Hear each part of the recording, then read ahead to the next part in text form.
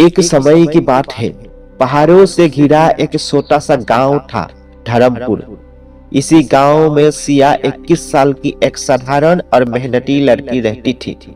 उसके माता पिता का देहांत बचपन में ही हो गया था। वह अकेली अपनी छोटी सी मिट्टी की झोपड़ी में रहती थी और गांव के खेतों में मजदूरी करके पेट पालती थी। सिया का दिन सूरज उगने से पहले शुरू हो जाता और सूरज ढलते ढलते वह घर लौटती। एक शाम वह काम से थक कर लौट रही थी। रास्ता सुनसान था और हवा ठंडी चल रही थी। तभी उसकी नजर झड़ियों में पड़ी, किसी चमकीली चीज पर। वह पास गई तो देखा एक आकाश का नीला कटोरा जो अजीब सी चमक रहा था। सिया ने सोचा, कितना सुंदर है, घर ले जाऊंगी, पानी रखने में काम आएगा। वह कटोरा उठाकर अपनी झोपड़ी में ले आई। रात जब सब शांत था, सिया ने उस कटोरे को हाथ में लेकर देखा। कांच से हल्की रोशनी निकल रही थी। उसने हैरानी से कटोरे पर हाथ फेरा। तभी अचानक उसमें से नीले प्रकाश का घेरा उठा और एक युवक जैसा आकृति प्रकट हुई। वह लंबा, सुंदर और शांत चेहरे वाला था। उसने हाथ जोड़कर कहा, मैं आंख हूं, इस कटोरे में सदियों से कैद हूं। जिसने भी इस कटोरे को छुआ, उसके मन की इच्छा मैं पूरी कर सकता हूं। सिया घबरा गई पर आवाज धीमी रखते हुए बोली, तुम कोई जादूगर हो? आंख मुस्कुराया, नहीं, मैं एक राक्षस आत्मा हूं। मेरा काम लोगों की मदद करना है। सिया का डर थोड़ा कम हुआ। उसने पूछा, तुम मेरी मदद कर सकते हो?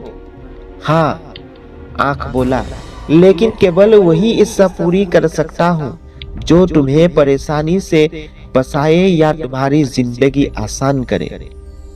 सिया कुछ देर सोचती रही, फिर बोली, मैं बहुत थक जाती हूँ। क्या तुम आज मेरे लिए खाना बना सकते हो?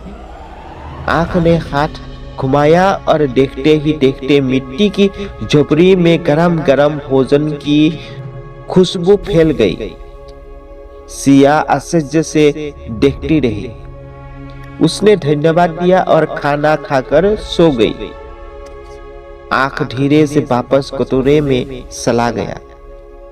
अगली शाम जब सिया घर लौट रही थी तो बाहर तेज आंधी चल रही थी। झोपड़ी हिल रही थी। वह डर गई। उसने कटोरा उठाया और हल्के से रगड़ा। आंख प्रकट हुआ। कहो सिया, आंधी बहुत तेज है, मुझे डर लग रहा है।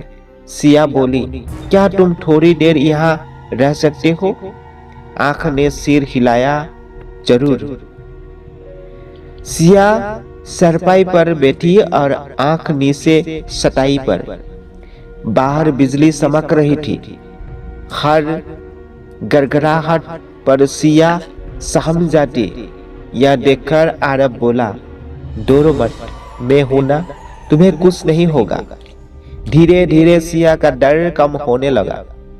उसे महसूस हुआ कि कई सालों बाद आज कई उसके पास है जो उसकी चिंता कर रहा है, उसे दिलासा दे रहा है। कुछ देर बाद सिया ने कहा, तुम बहुत अच्छे हो, काश तुम हमेशा मेरे साथ रहते। आरब चुप हो गया। उसकी आंखों में एक अनोखी उदासी थी। सिया ने पूछा, क्या हुआ? आरब ने धीरे से कहा, मुझे श्राप मिला है।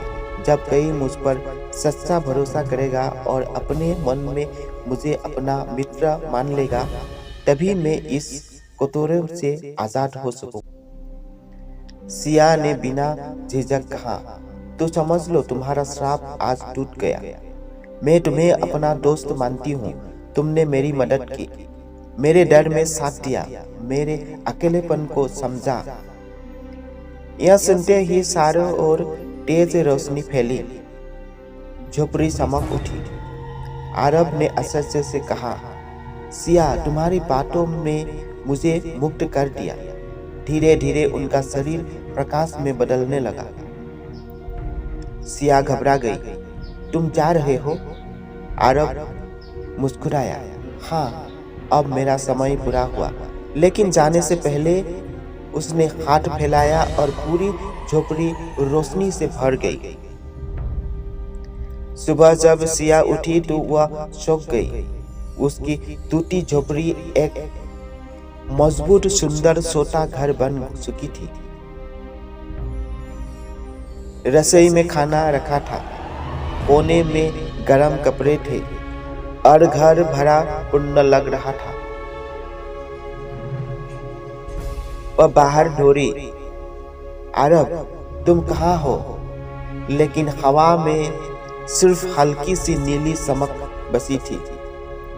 सिया बैठ गई। उसकी आंखें नम थी, लेकिन दिल में एक अनोखी शांति थी। उसे समझ आ गया था, आरब सिर्फ उसे जादू नहीं देकर गया था, बल्कि सच्ची दोस्ती और विश्वास की ताकत भी दे गया था।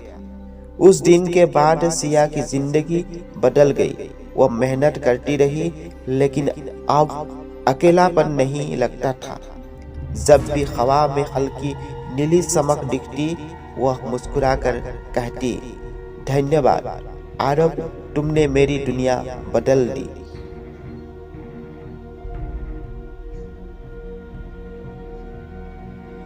ऐसे ही और मजेदार वीडियो देखने के लिए हमारे चैनल को लाइक, शेयर और सब्सक्राइब करना ना भूलें।